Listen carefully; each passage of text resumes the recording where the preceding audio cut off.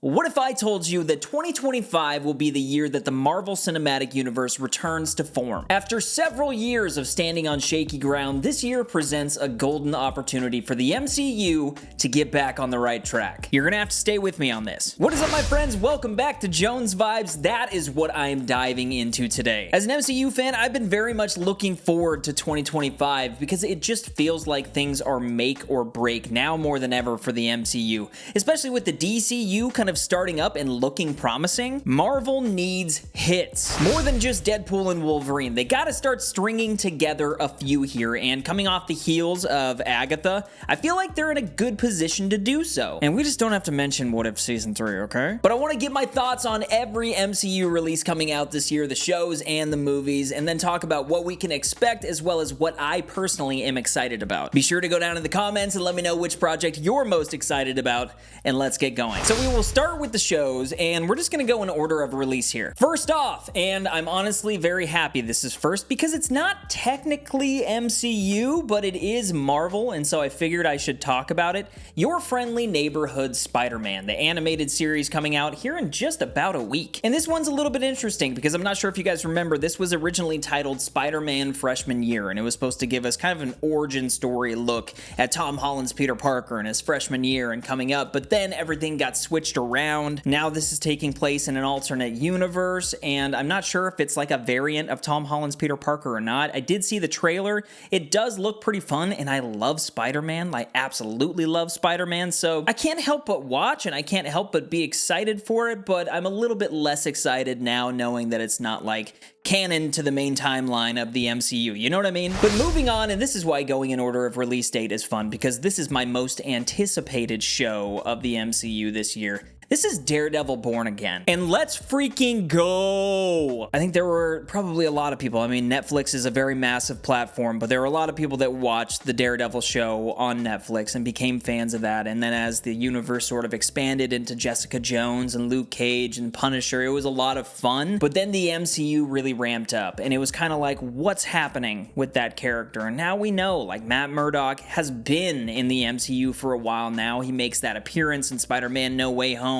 He's in She-Hulk. Like, we've seen him around and he keeps popping up, but we finally get to see his own show within the MCU. And after all the changes, the creative changes that they made to this show, which I'm so happy that they did because things seemed like they were going in a very strange direction. And now, after seeing that trailer, the most recent trailer, it just seems like they nailed it. It seems bloody, it seems brutal, and it seems like that Netflix tone that we all adored. Everybody adored that show. I really don't know one person who was like, I just didn't really like the Netflix Daredevil show. In bringing back Vincent D'Onofrio and John Bernthal and connecting all these pieces and adding that to the MCU, I think it's going to do wonders for the cinematic universe and kind of building out that ground floor that they so desperately need right now. But moving on, and I'm very curious to get your guys' thoughts on this. Please leave me a comment about what you think about Ironheart. I'm on the fence about it, and I find myself leaning towards wanting to be excited about it. It's very similar to how I felt going into Agatha. Everything that I had seen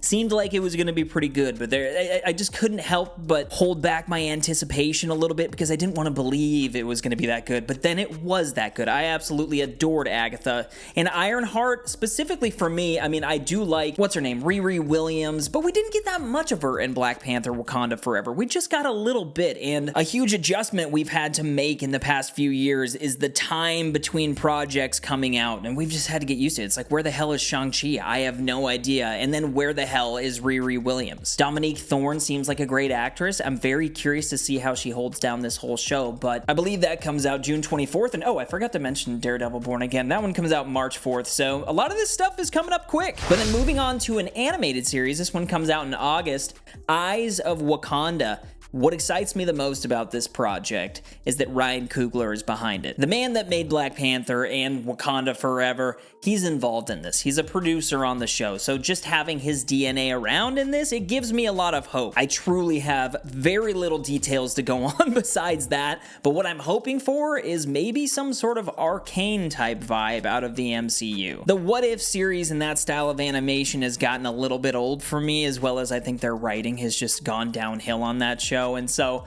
I'm hoping for something different. I'm hoping to really get involved in a story and enjoy the characters and just be a part of something. We'll see where it goes. Again, it comes out in August, but moving on to the next one, well, speak of the devil, Marvel Zombies, and so this is probably going to be right up that alley of the What If style animation, but this is kind of a cool, creepy thing to have peeking around the corner of October, getting into spooky season. That's one element of What If that I absolutely did love, was just seeing all the zombie characters and having an entire show about it. We'll see what happens. It's only going to have 4 episodes, so you don't have to expect much more, but might be worth checking out. But moving on to the 6th and final show that the MCU is releasing this year. Now, I know this does feel pretty stacked.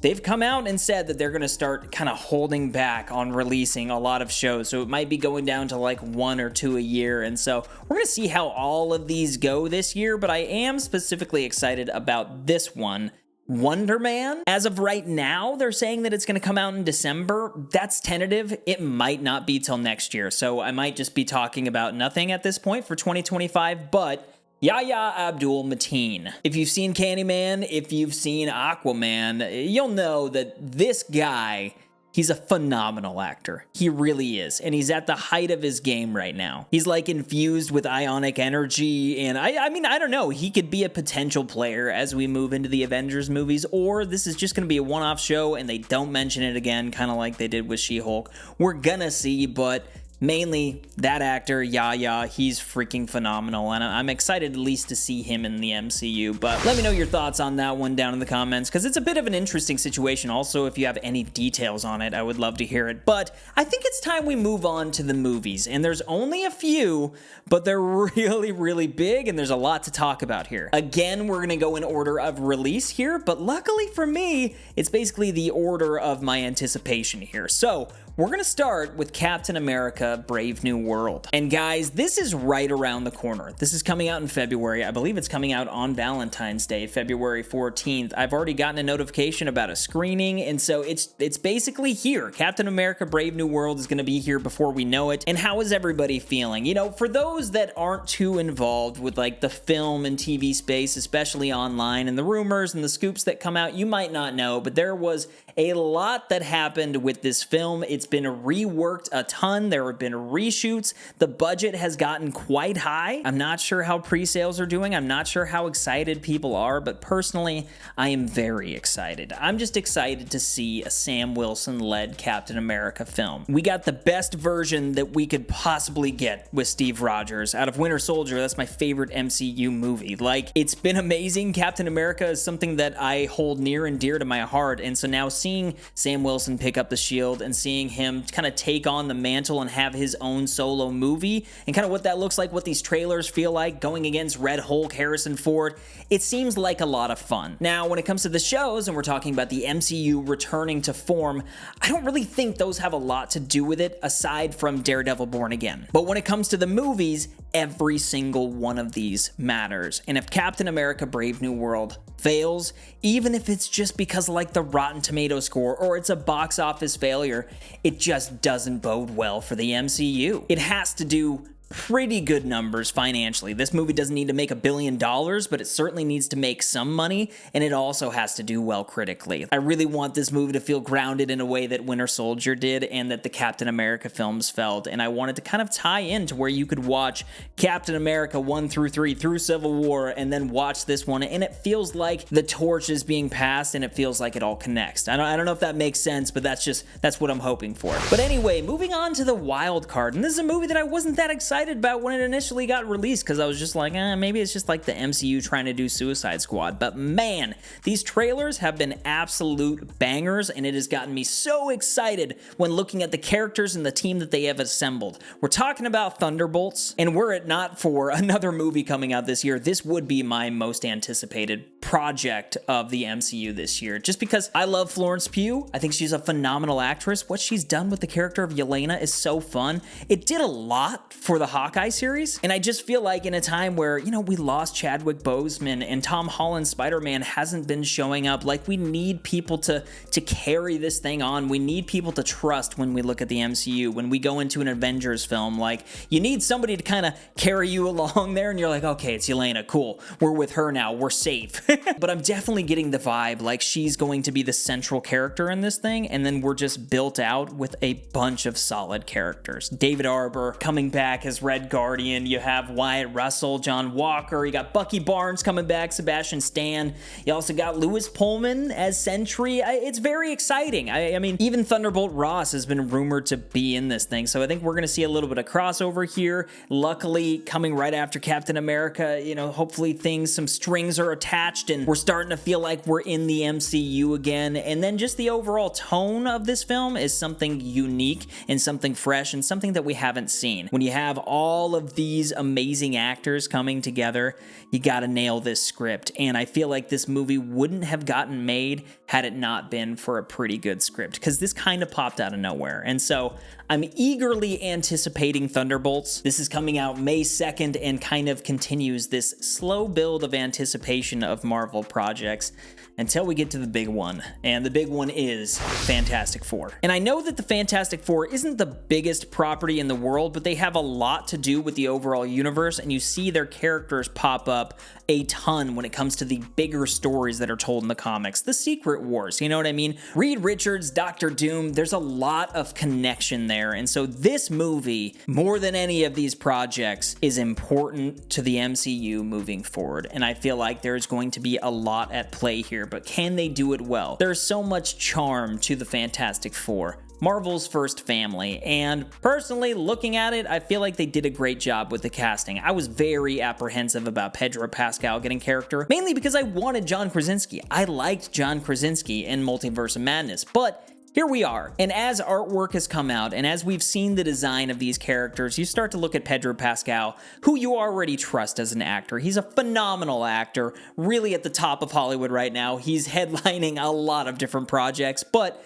when you see him with the gray hair and stuff, you're like, okay, it's Pedro Pascal, he's Reed Richards, and then you have the others. Vanessa Kirby, who I really have gotten to know in the Mission Impossible franchise, and she is phenomenal in Dead Reckoning Part 1. But then you got Joseph Quinn, you got Eddie, and then you got Eben Moss Bachrach. Any fans of The Bear know that that guy has a crazy range acting-wise. He can be hilarious, but he can also be heartfelt, and I think all of these actors combined have a lot that they can do. They can all be funny, they can all be wacky, but they can all deliver those heartfelt moments. I mean, Eddie in Stranger Things Season 4, we know that Joseph Quinn can go there and he can do that. And so what are we going to see from these four as we move forward into the MCU? They're going to be key players. Again, they're going to be a very important part moving forward. I think Matt Shakman is a solid director to have in charge of this, and it just feels like there is something going on with this movie. There is a vibe that's been happening. It's not like Captain America and all the reshoots.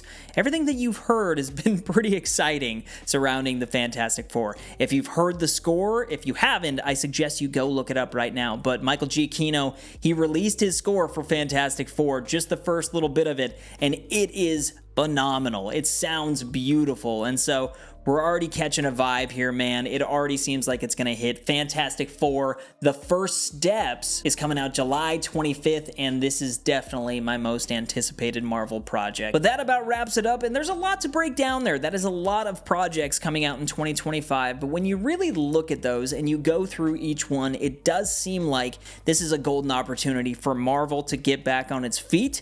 It feels like this is the year that they really could turn things around, and personally, I'm really excited. But at this point, I will turn it over to you guys. Be sure to leave me your most anticipated project down below in the comments. Which show are you most looking forward to? Which movie are you most looking forward to? Also, what are your thoughts on some of the others here? Like, what do you think about Ironheart? Be sure to start that conversation down below. I would love to hear from you. Also, my friends, make sure you hit the like button. Hit subscribe if you're new here. I'd love to have you back to the channel. And more than anything, keep up the good vibes. I'll see you in the next video. Peace!